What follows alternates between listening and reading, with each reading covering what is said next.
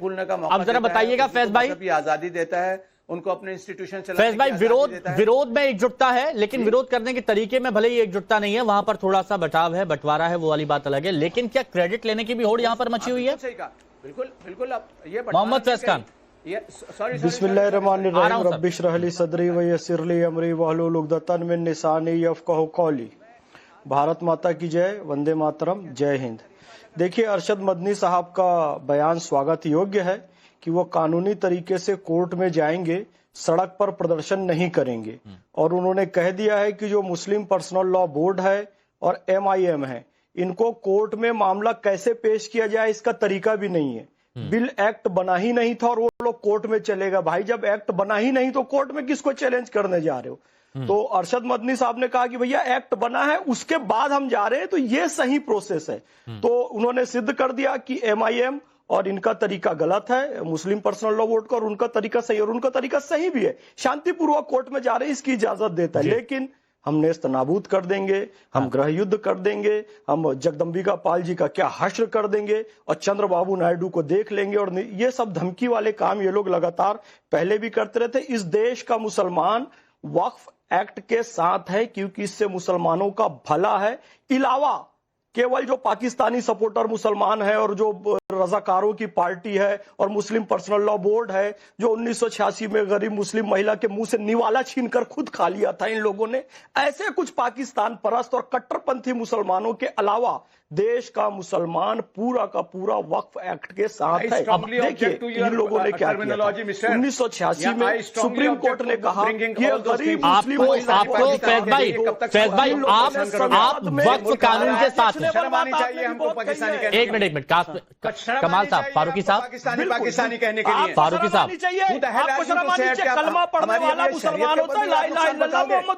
पाकिस्तानी कह रहा हूँ। बीजेपी का या कांग्रेस का मुसलमान नहीं होता, इस्लाम की बराबर भी जानकारी नहीं है, बता रहे हैं बीजेपी का कांग्रेस का। प्लीज डाउन करिएगा। फारूकी साहब, एक बात बताइएगा, जब आपने कहा कि बीजेपी का मुसलमान, तब तो किसी ने कुछ नहीं बोला, किसी ने कोई आवाज नहीं उठाई। जब उन्होंने अपनी बात रखी तो आपको दिक्कत हुई, परेशानी हुई। पाकिस्तानी का ये पाकिस्तानी होंगे, ये इनका बाप। संसद कह रही है कि फिर आप गलत तरीके से बात कर रहे हैं। बेरोजगारों को उनका हक मिलना चाहिए। जब आप किसी मुसलमान को अगर कोई वक्फ कानून के साथ, सुनिए ना, अगर कोई वक्फ कानून का समर्थन कर रहा है और आप उसे बीजेपी का मुसलमान कहते हैं तो उसे बुरा नहीं लगेगा। भाई वक्फ में आने दे रहे हैं तो आने दो। गंगा जमनी तहजीब तब आपकी चली जाती है जब उनका सहयोग मांगते हैं। एक मिनट फैज भाई रुकिएगा, फैज भाई रुकिएगा। जब कोई मुसलमान वक्फ कानून का समर्थन करता है तो आप कहते हैं कि वो बीजेपी का मुसलमान है, क्या ये गलत नहीं है? लेकिन वक्फ बोर्ड और मैनेजमेंट का विषय है।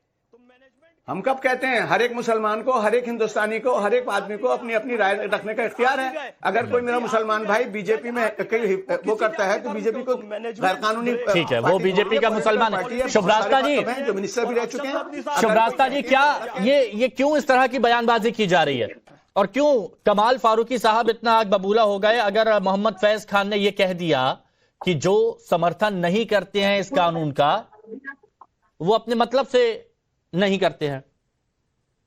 जी हिमांशु जी, इसलिए क्योंकि मोहम्मद फैज खान साहब जो बात बोल रहे हैं उसके पीछे का मर्म समझिए। एक तो ये प्रोपेगेंडा फैलाया जा रहा है कि वक्फ को ही खत्म कर दिया गया है। भाई, वक्फ बिल में अमेंडमेंट किए गए, प्रॉपर कॉन्स्टिट्यूशनल प्रोविजन के तहत किया गया। आप जिन लीडर्स को आपने संसद में भेजा, बहुत सारे लीडर्स थे जो चुप बैठे रहे, कुछ लीडर्स ऐसे थे जो गए ही नहीं इस बिल के डिस्कशन के दौरान।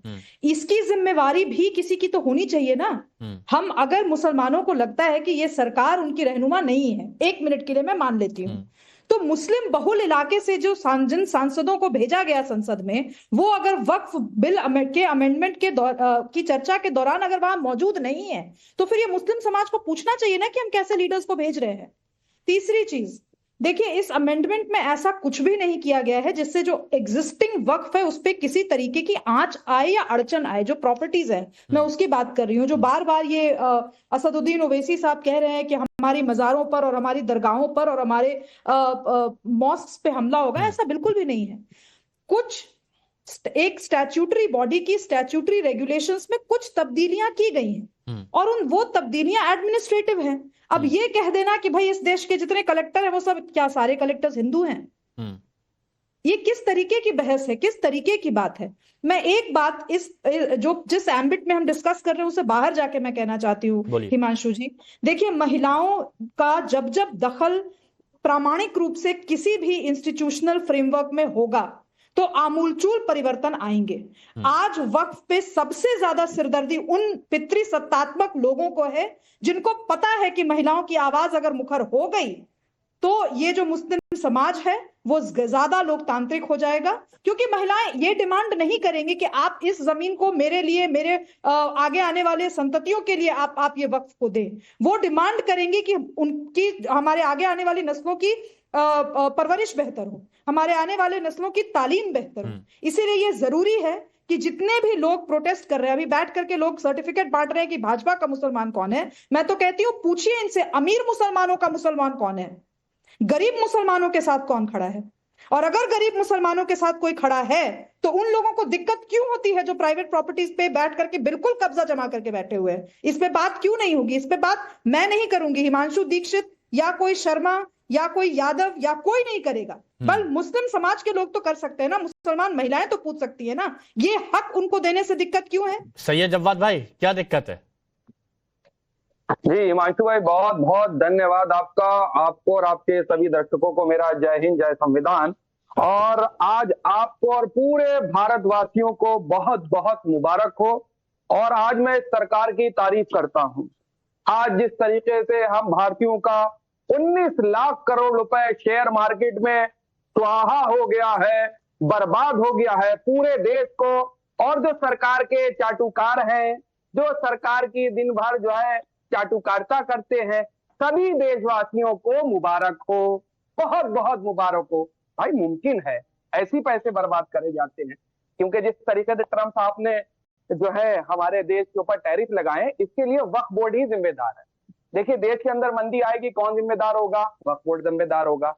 देश के अंदर 19 लाख करोड़ रुपए लोगों को डूब गया, इसके लिए बाबर जिम्मेदार है, इसके लिए मैं औरंगजेब को जिम्मेदार। चलिए मुद्दे पर आ जाइए वापस। जिस तरीके से, अरे आ रहा हूं, मुबारकबाद तो दे दूं, लेट तो लीजिए भाई।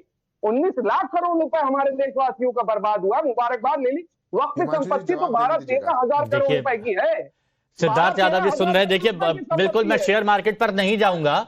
सिंगापुर का, चाइना का, कोरिया का, अमेरिका का, सबका डाउन हुआ है। तो वहां के लोगों को भी अगर मोदी जी के लिए धन्यवाद देंगे आप चाटुकारिता के लिए, तो वो गलत है। देखिए, अलग ट्रैक पे मत जाइए, वापस आ जाइए वक्त पर। अरे मैं वक्त की, अरे मैं तो कह रहा हूं इसके लिए वक्फ बोर्ड ही जिम्मेदार है। अगर वक्फ बोर्ड का बिल ना आता, उसमें अमेंडमेंट ना होते, तो इन भारतीयों को 19 लाख करोड़ रुपए नहीं डूबता।